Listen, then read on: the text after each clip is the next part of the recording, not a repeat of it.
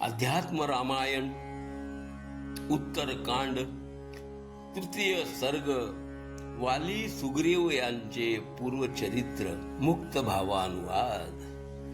श्रीरामांनी विचारणा केली, हे अगस्त्य मुनी, वाली आणि सुग्रीव यांच्या जन्माचा वृत्तांत मी ऐकू इच्छितो। सूर्य आणि इंद्र हे वानर रूपाने जन्मास आल्याचे मी ऐकले होते। अगस्त्य म्हणाले, हे रामा, सुवर्णमय मेरू पर्वताच्या रत्नाप्रमाणे प्रकाशमान अशा मध्य शिखरावर 100 योजने विस्तार असणारी ब्रह्मदेवांची सभा आहे।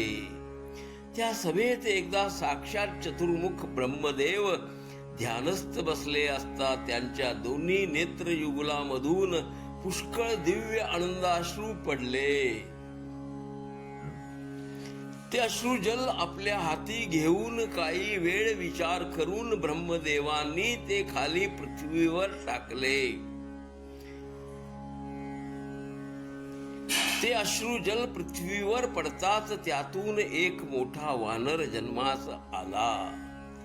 त्याला ब्रह्मदेव म्हणाले, हे वत्सा, तू काही काळ येथे माझ्या जवळ या सर्व शोभा संपन्न स्थानी राहा, त्यामुळे तुझे कल्याण होईल। ब्रह्मदेवांनी त्यास असे सांगितल्यावर तो वानर श्रेष्ठ तेथे राहिला।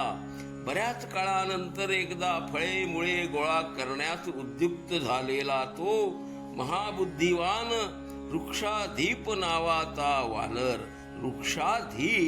नावाचा वानर त्या पर्वतावर भटकत असताना त्याला रत्नशिलांच्या पायऱ्यांनी युक्त आणि दिव्य जलाने भरलेली एक पुष्करणी दिसली। पाणी पिण्यास तो तेथे गेला तेव्हा पाण्यात आपल्या प्रतिबिंबाचे रूपात त्याला वानर दिसला। तो वानर आपला प्रतिस्पर्धी वानर असल्याचे मानून त्याने पाण्यामध्ये उडी मारली, परंतु तेथे दुसरा वानर नसल्याचे पाहून झटकन उडी मारून पुन्हा तो पाण्याबाहेर आला आणि स्वतः एक सुंदर रमणी झालो आहोत हे दिसताच त्यास विस्मय वाटला। त्याच वेळी मध्यान्ह काळी देवश्रेष्ठ चतुर्मुख ब्रह्मदेवांचे पूजन करून देवराज इंद्र परत जात असताना त्यांना ती मनोरम स्त्री दिसली। तिला पाहताच मदनाच्या बाणांनी त्यांचे शरीर विद्ध झाले, त्याचे उत्तम वीर स्खलित झाले आणि ते त्या स्त्रीच्या केसांना स्पर्श करून जमिनीवर पडले। तेव्हा त्या वीर्यापासून इंद्राप्रमाणेच पराक्रमी असणारा वाली नावाचा वानर जन्मास आला। त्याला एक सुवर्णमाला देऊन देवराज इंद्र स्वर्गलोकी परत गेले। त्याच वेळी सूर्य सुद्धा तेथे आला होता।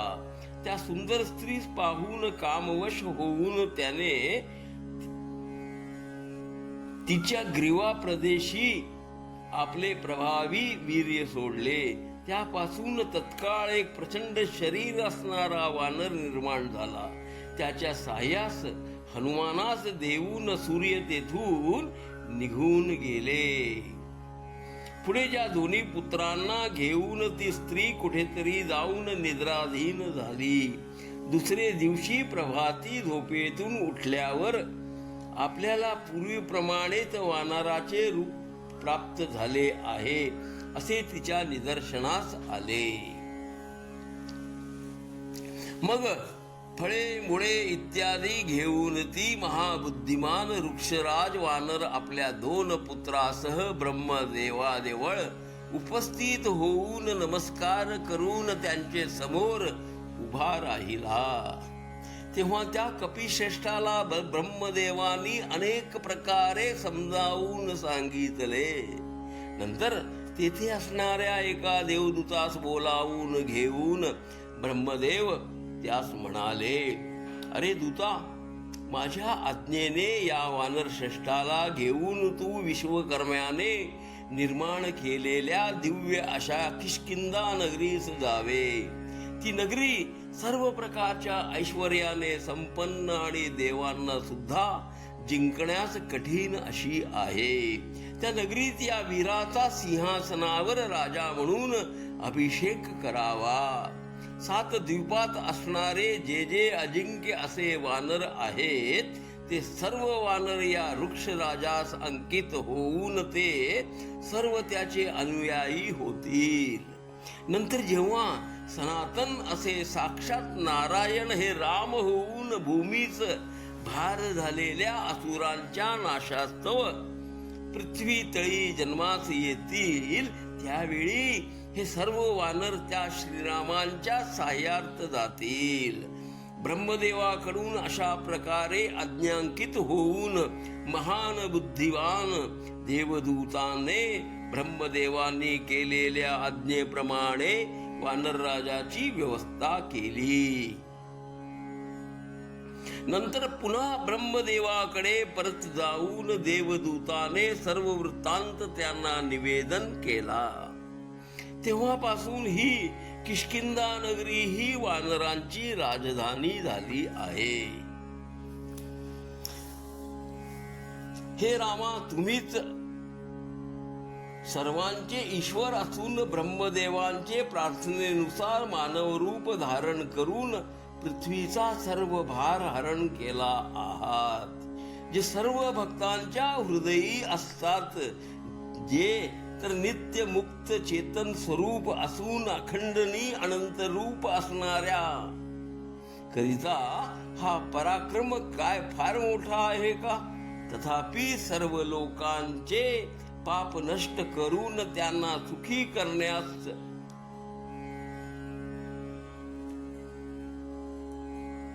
मनुष्य रूप धारण करणाऱ्या अशा तुमची कीर्ती सज्जन जन वर्णित असतात.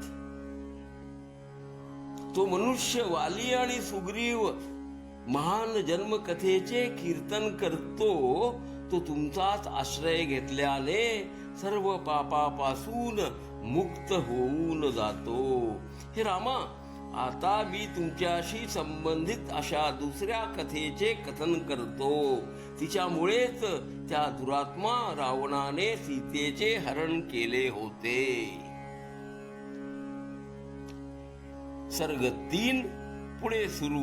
घ्या श्रवणानंद. हरि ओम तत्सत.